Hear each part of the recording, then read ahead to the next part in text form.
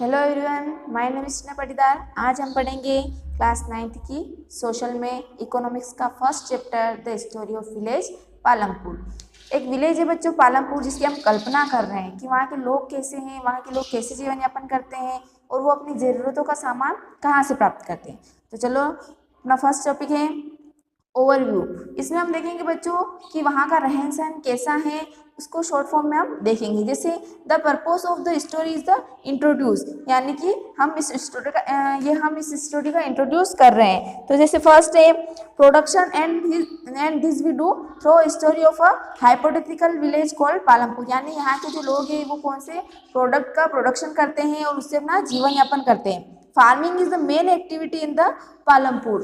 Farming जो है यहाँ की मेन एक्टिविटी है, यानी यहाँ के लोग जीवन यापन करने के लिए अपनी ज़रूरतों को पूरा करने के लिए सबसे मेन क्या करते हैं, फार्मिंग करते हैं। इसके अलावा बच्चों वो कुछ छोटे उद्योग भी करते हैं, जैसे डेयरी यानी गाय भैंसों का पालन करते हैं और उससे अपनी डेयरी का उद्योग चलाते हैं। इसके अलावा ट्रांसपोर्ट भी करते हैं, यानी सामान इधर से उधर ले जाते हैं। ट्रांसपोर्ट का मतलब है सामान को इधर से उधर ले जाना। ऐसे ही छोटे छोटे उद्योग भी करते हैं। Carried out on a limited scale, ये करते हैं बट ये बहुत ही लिमिट स्केल पे करते हैं। बस खेती ही है जो वो बहुत ज़्यादा करते हैं। This production activities need various type of resources, और इन एक्टिविटीज़ को करने के लिए उनको बहुत सारे रिसोर्स की ज़रूरत होती है, जैसे नेचुरल रिसोर्स, यानी खेती के लिए उनको पानी की ज़रूरत पड़ती है। मेन मेड आइटम यानी खेती करने के लिए जो इंसानों द्वारा बनाए गए साधन की ज़रूरत पड़ती है। ह्यूमन इफोर्ट, यानी उनको मजदूरों यानी लेबर की ज़रूरत पड़ती है। और मनी, सबसे इम्पोर्टेंट है मनी, यानी उनको इसके लिए पैसों की ज़रूरत पड़ती है। We read through the story of Palampur, we will learn how various resources combine to produce the desired goods। इन सभी चीज़ों को हम बच्चे बोलते हैं गुड, यानी गुड्स यानी जो भी हम चीज़ों का यूज़ करते हैं, यानी अगर पेन है वो भी गुड के अंदर आएगा, बुक है वो भी गुड के अंदर आएगी। जो भी सामान हम यूज़ करते हैं वो सब किसके अंदर आते हैं, गुड के अंदर आते हैं। उन सबको मिला के हम क्या बोलते हैं, गुड्स। चलो इंट्रोड्यूस करते हैं इस चैप्टर से। Palampur is well connected with neighbouring villages and town. Palampur जो है वो अपने आसपास के नेबरिंग यानी नेबर का मतलब होता है पड़ोसी, और अपने पड़ोसी गांव और टाउन से वो कनेक्ट है। उसके पास एक रायगंज एक गांव है जो बहुत ही बड़ा गांव है, वो पालमपुर से 3 किलोमीटर की दूरी पर स्थित है। एंड ऑल वेदर रोड का मतलब होता है बच्चों, वेदर का मतलब होता है मौसम। बहुत सारे रोड होते हैं जो बरसात में टूट जाते हैं, जिसपे आवागमन नहीं कर सकते, बट ऑल वेदर रोड वो होते हैं जो सर्दी गर्मी या बरसात हर टाइम पे चलते हैं। वो जो पालमपुर जो है वो रायगंज से ऑल वेदर रोड से कनेक्ट है। इसके अलावा वो शाहपुर एक गांव है, उससे भी कनेक्ट है। Many kind of transport are visible on this road, मतलब इस रोड पे बहुत सारे ट्रांसपोर्ट के साधन उपलब्ध हैं, यानी बुलेट कार्ट, तांगा और बगीज, ये सारी चीज़ें उस रोड पर चलती हैं। जैसे बैलगाड़ी वगैरह है वो सब इस चीज़ पे चलती हैं। इसके अलावा मोटरसाइकिल, जीप, ट्रैक्टर, ये चीज़ें भी उस पर चलती हैं। This village has about 450 families, इस गांव में 450 फैमिली रहती हैं। Belonging to several different caste, और वो सारी कास्ट का मतलब होता है जाति, वो सारी अलग अलग कास्ट की होती हैं। The 80 upper caste families oven the majority, यानी 80 जो फैमिली है वो अपर कास्ट की होती है, यानी ऊंची जाति के लोग होते हैं। Of land in the village their houses some of the quite large, उनके जो मकान बने होते हैं वो सीमेंट और प्लास्टर के बने हुए होते हैं। इसके अलावा द एससीज यानी जो दलित जाति के लोग होते हैं वो भी यहाँ पे रहते हैं। वो 450 का 1/3%, यानी 450 का 1/3% निकालेंगे हम तो कितना आएगा 150, यानी 150 जो फैमिली होती है वो लोअर कास्ट की होती हैं। वो गांव के कोने में रहते हैं, उनके मकान भी काय के बने होते हैं, मिट्टी के बने होते हैं।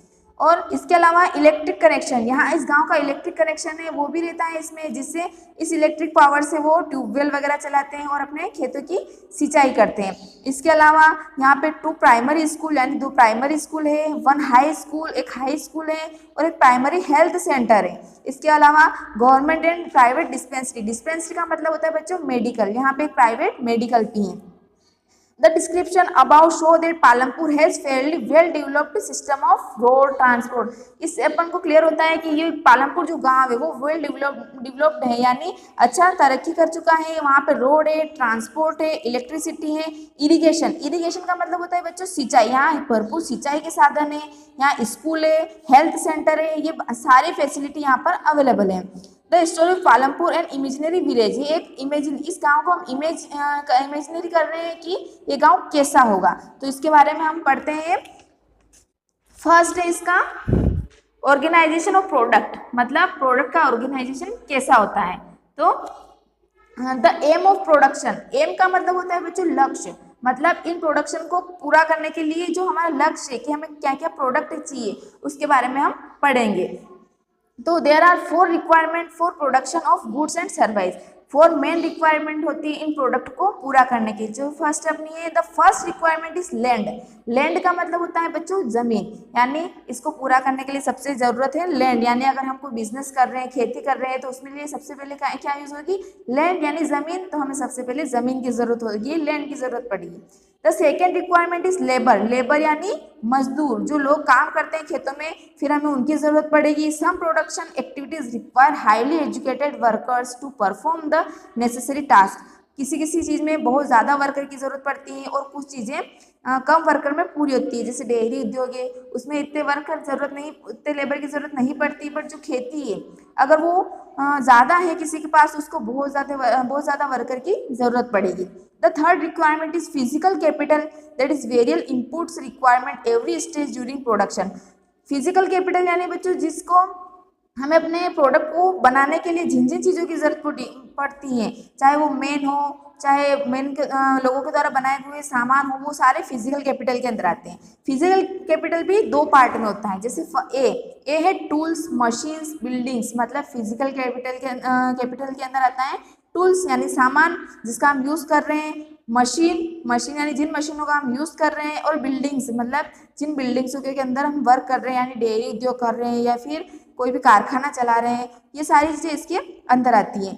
Range from very simple tools such as farmers plough to sophisticated machines, मतलब फार्मर जिन मशीनों का यूज़ करते हैं, जैसे अगर उसको कुछ धान वगैरह निकलना है तो जिन मशीनों का यूज़ करते हैं, इसके अंदर वो चीज़ें आती हैं जो हम एक बार खरीदते हैं, बस उनको लंबे टाइम तक हम यूज़ कर सकते हैं। उनको बोलते हैं फिक्स कैपिटल। यानी फिजिकल कैपिटल जो है उसको 2 पार्ट में डिवाइड किया गया है। फर्स्ट पार्ट है उसका फिक्स्ड कैपिटल, इसके अंदर वो चीज़ें आती हैं जिनको हम एक बार खरीदते हैं बट लंबे टाइम तक उसको यूज़ करते हैं।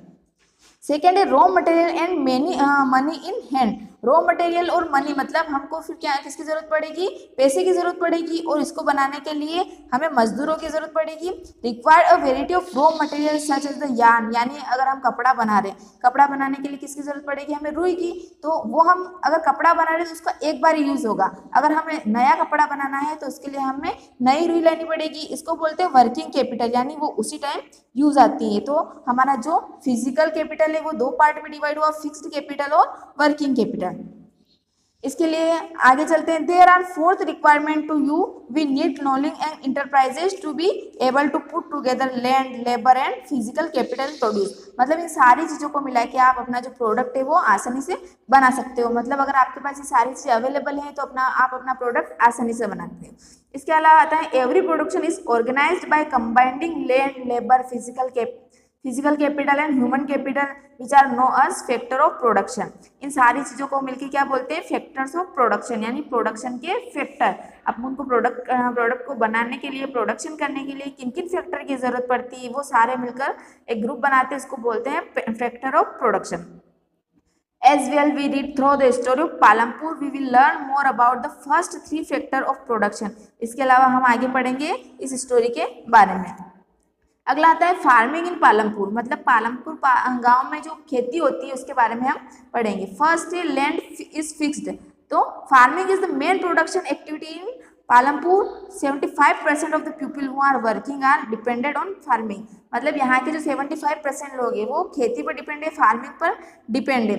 फॉर देयर लाइवलीहुड, मतलब वो अपने जीवन यापन के लिए खेती पर ही डिपेंड है, उनको सारा सामान, उनका पैसा वगैरह सब उनको खेती से ही मिलता है। They could be farmer on farm, laborer, they will being these people is close related to production of the farm. But remember that there is a basic constraint in the racing from production. But जो गरीब लोग होते हैं उनके पास इतनी खेती नहीं होती है, तो वो जो बड़ी कास्ट के लोग होते हैं उनके खेतों में काम करके वो अपना जीवन यापन करते हैं। Under cultivation is practically fixed since 1960 यानी 1960 के बाद वहाँ पे खेती फिक्स हो गई, यानी जितनी खेती होती थी उससे आगे खेती नहीं बढ़ी। अगर 75% में खेती होती थी तो वो 80% नहीं हुई। उसके बाद खेती का जो एरिया है वो कभी नहीं बढ़ा, वो एक सीमित एरिया में ही हुई। By the some of the waste land, इसके अलावा उन्होंने जो वेस्ट जो जमीन पड़ी हुई थी उसके ऊपर भी उन्होंने उसको खेती के लायक बना के उसका भी यूज किया।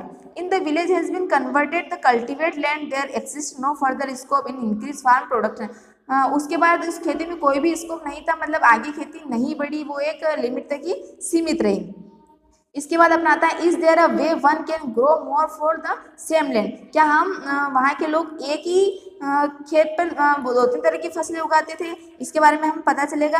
In the kind of ground and facilities available, मतलब वो एक ही खेत में 2-3 तरह की फसल लेते थे। Village of the western part of the state Uttar Pradesh, जिसे यूपी की तरह, all land is cultivated in Palampur, no land is left idle, मतलब वहाँ सारी खेती करने जैसी थी, फसलें उगाने जैसी थी, कोई भी आइडल नहीं थी। आइडल का मतलब होता है बच्चों खाली, मतलब कोई भी ऐसे खाली नहीं पड़ी रहती थी। जो बाकी बची थी वो भी उन्होंने खेती लायक बना दी थी।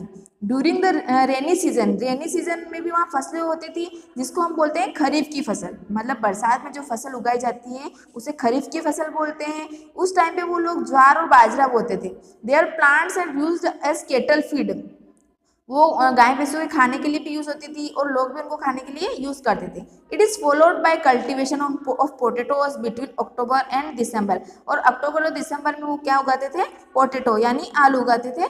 इसके अलावा इन द विंटर सीजन की जो फसलें होती हैं उसे वो लोग उसे हम लोग रबी की फसल बोलते हैं। विंटर सीजन में भी वो अपने खेतों में वीट यानी गेहूं उगाते थे। From the wheat produced farmer enough wheat from the families, उनको अपने फैमिली के लिए इनफ यानी बहुत सारे वीट यानी गेहूं मिलते थे, जिससे वो बेचकर अपना घर भी चलाते थे और अपने फैमिली का जीवन यापन भी करते थे। और उसको लेके वो मार्केट है रायगंज, मतलब रायगंज के मार्केट में उसको बेच के पैसे भी कमाते थे। A part of the land area is also devoted is sugar cane, वहाँ शुगर कैन भी बोई जाती है। ये जो फसलें बच्चों ये 3 से 4 महीनों में आ जाती हैं, बट जो शुगर कैन होता है उसको पूरे 1 साल तक बो के रखना पड़ता है, तब जाके वो फसल अपने यूज के लिए जैसे बनती है। Sugar cane its raw form as a jaggery is sold of traders and Shahpur, वो शुगर कैन जो होती है वो शाहपुर के मार्केट में वो लोग बेचते थे। अगला है the main reason way farmers are able to grow their different crops in a year in Palampur is due to the well development, वो इसे अलग अलग तरीके की फसलें बोने की वजह से ही वो पालमपुर जो गांव है वो अच्छा डेवलपमेंट मतलब अच्छे से प्रोसेस पे आ गया। Its major impact was transform, यहाँ का जो मेन रीजन है वो ट्रांसपोर्ट, यानी यहाँ ट्रांसपोर्ट के अच्छे साधन अवेलेबल है। इरिगेशन यानी सिंचाई अच्छी होती है, पानी अच्छा है, इसलिए वो लोग 2 से 3 तरह की फसलें उगा सकते हैं। Irrigate small field people saw that the electric run tubewell, वो इलेक्ट्रिक की हेल्प से ट्यूबवेल वगैरह भी चला सकते हैं। इसके अलावा अपना आता है to grow more than 1 crop of piece land during the year is known a multiple cropping, वो एक से पहले एक तरह की फसल उगाते थे, धीरे धीरे वो 2-3 तरह की फसलें उगाने लगे, जिससे उनको बहुत ही फायदा मिलने लगा और उनकी बहुत ही उन्नति हुई। अगर जैसे डायग्राम में दिखाया गया है, वो वीट यानी गेहूं बोते थे, बाजरा बोते थे, शुगर कैन बोते थे और पोटैटो बोते थे। इस तरह की वो अलग अलग तरह की फसलें बोते थे। अगला आता है it is important to increase the area under irrigation, मतलब सिंचाई के साधन को बढ़ाना क्यों जरूरी था। फिर अपना आता है you have read about the crops growing in Palampur, fill the following table based informative, ये कुछ काम करनी है बच्चों अपने। फिर अपना आगे बढ़ते हैं हम। You have seen that one way of the increasing production from the same land by multiple cropping, the other way is use to modern farming, modern farming का यूज करके उन्होंने अपनी खेती को बहुत ज़्यादा बढ़ा लिया था, अपने प्रोडक्ट्स को बढ़ा लिया था। जैसे हम समझाते हैं for higher yield is a major as crop products on a given, मतलब वो नए किस्म के बीजों का यूज करने लगे, अच्छे हाइब्रिड बीजों का यूज करने लगे, जिससे उनकी खेती का जो प्रोडक्ट होता है, मतलब जो खेती से उनको माल मिलता है, जो धान मिलता है, वो बढ़ने लगा। टिल मिड 1960, मतलब 1960 से वो इन मॉडर्न चीज़ों का यूज करने लगे। इसके अलावा वो अपने खेतों में दवाइयों का यूज करने लगे। काउ डंग का मतलब होता है जो खाद मिलती है गायों से हमें, उसका यूज करने लगे। अदर नेचुरल मैन्यूर फर्टिलाइजर्स का यूज करने लगे। All this were readily available with the farmers who did not have a buy them, उसको खरीदने के लिए उसको बहुत सारे पैसे की भी जरूरत पड़ती है। वो HYV प्रोडक्ट से खेती करने लगे। HYV का मतलब होता है बच्चों हाई यील्डिंग वर्टाइज, मतलब ज़्यादा खेती करने के लिए जिन चीज़ों की यूज़ होती है उसका यूज़ करने लगे। सीड्स मतलब इस टाइप के सीड्स का वो यूज़ करने लगे। एक बीज बोने से उनको बहुत सारे नए बीज मिलने लगे, अच्छी क्वालिटी के बीज मिलने लगे। इसके बाद आता है बच्चों, इस डायग्राम में हम समझ सकते हैं वो खेती के लिए HYV सीड यानी अच्छी किस्म के बीजों का यूज़ करने लगे। फर्टिलाइजर यानी खाद बीज दवाइयों का यूज़ करने लगे। पेस्टिसाइड्स का यूज़ करने लगे मतलब दवाइयों का छिड़काव करने लगे। और फार्म मशीनरी यानी ट्रैक्टर का यूज़ करने लगे। पहले बैल वगैरह की सहायता से खेत जोते जाते थे, फिर वो ट्रैक्टर का यूज़ करने लगे। ट्रैक्टर के लिए डीजल की ज़रूरत पड़ती थी उनके। उसके बाद इरीगेशन का मतलब होता है सिंचाई के लिए नए नए तरीकों का यूज़ करने लगे, जैसे canals, pump sets, electricity, dams, इन चीज़ों को बना के वो पानी का यूज़ करने लगे। इस तरीके से बच्चों इन चीज़ों के फायदे भी हैं तो इन चीज़ों के हमें नुकसान भी होते हैं, इसलिए एक लिमिट में इन चीज़ों का यूज़ करना चाहिए। इस पैराग्राफ में हमें यही समझाया गया है कि इन चीज़ों का लिमिट में यूज़ करना चाहिए। ठीक है बच्चों, आगे का हम अगले वीडियो में पढ़ेंगे। आशा करती हूँ कि आपको मेरा वीडियो पसंद आ रहा होगा, तो इस चैनल को लाइक एंड सब्सक्राइब करना ना भूलें। Okay, thank you.